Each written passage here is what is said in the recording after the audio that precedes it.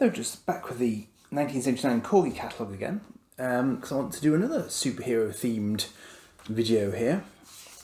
And quite early doors in this catalogue, as you can see, we have Superman. So one of those very clever Corgi tie-ins, because of course, you know, the Superman films were really big in the late 70s. The first Superman films anyway. So they brought out a whole range of little vehicles, and one of those was, as you can see, this little van. And this is dead easy to spot because it's a nice silver van with Superman on the side of it. It's quite a nice little one, and it's one of my little sort of Corgi Junior collections there.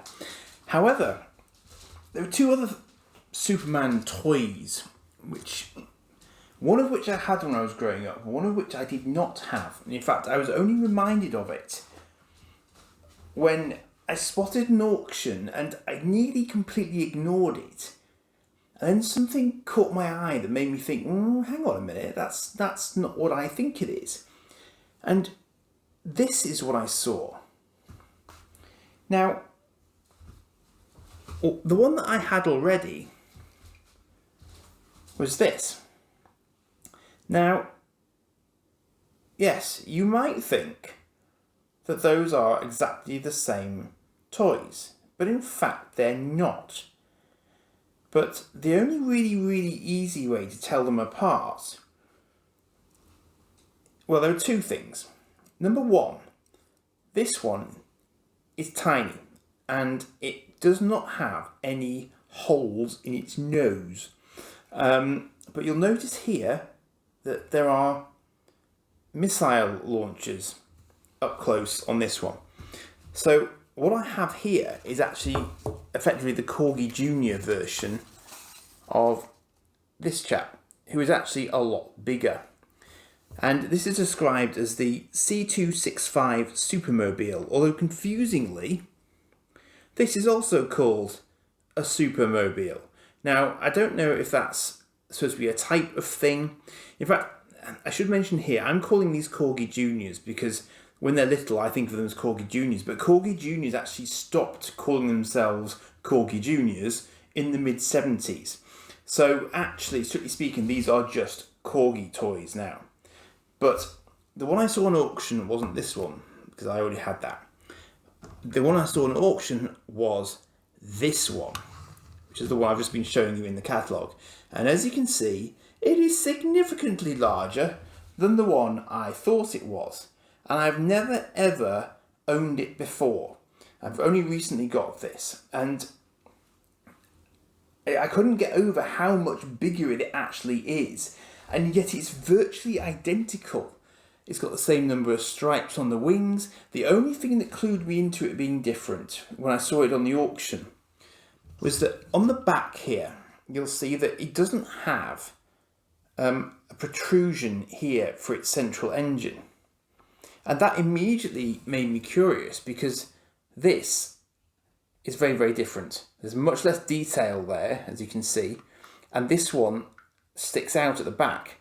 So as soon as I saw that there was a gap here, I thought, that's really weird. What on earth is that? There are various slightly different variants of these. You get some that have a sort of a red coloration on the front here and have red fists, and indeed this one has red fists, but for different reasons. And you can see here in the catalogue, it actually has silver fists, not red fists. So there are lots of different variations, but the biggest variation by far is the size of the thing. I mean, this is just huge. So much more detailed Superman figure in it. And yet, lots and lots of design similarities as well. So it's a classic example of one where, unless you know what you're looking for, the auction images can be quite deceiving. Because this just calls itself a Corgi Supermobile. So anyone who doesn't know on the auction will just say, it's a Corgi Supermobile. And they won't be wrong. But the size differential is huge. They've even got the same sort of wheel configuration and everything. So you could very easily be mistaken for not knowing the difference between the two unless you know to hunt for these little differences. So I mean, I think that is cool. I mean, it's a great big honking chunk of die cast. Not ridiculously heavy actually, but a really good weight to it still. And I used to love this one in particular. This used to be one of my standard sort of what I would call my Space Fleet toys, the smaller one.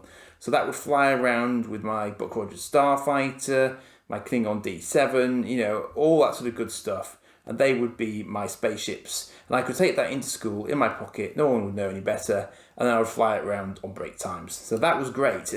This, however, would have been completely impractical for that purpose.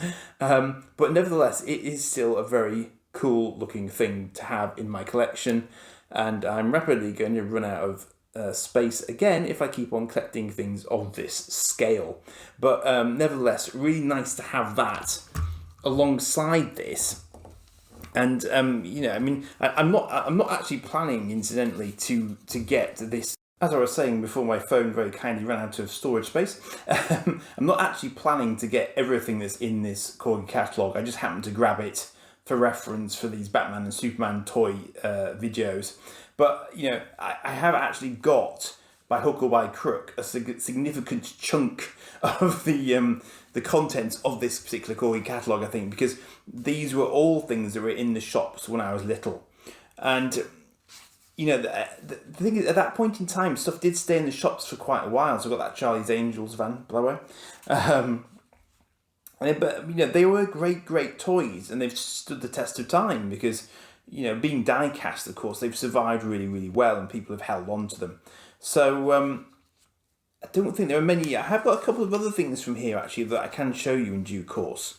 I think some of you already have seen when I've you know, done my videos on my actual sort of collection overall. But it's a really nice little catalogue to have this for reference because I've actually got all of those now. There's Exploratrons.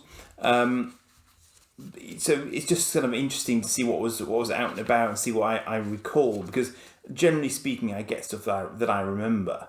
And you know, Corgi were very clever with doing their tie-ins to the TV shows of the time, and I think that's probably one of the reasons that why they managed to slightly outlast Dinky. But we were getting to that age where things were starting to get amalgamated. You know, companies were buying other companies, and then of course, you know, things like Transformers started happening, and these die-cast guys kind of lost out a little bit. Although actually some of the early Transformers were die-cast as well, of course. But anyway, I digress.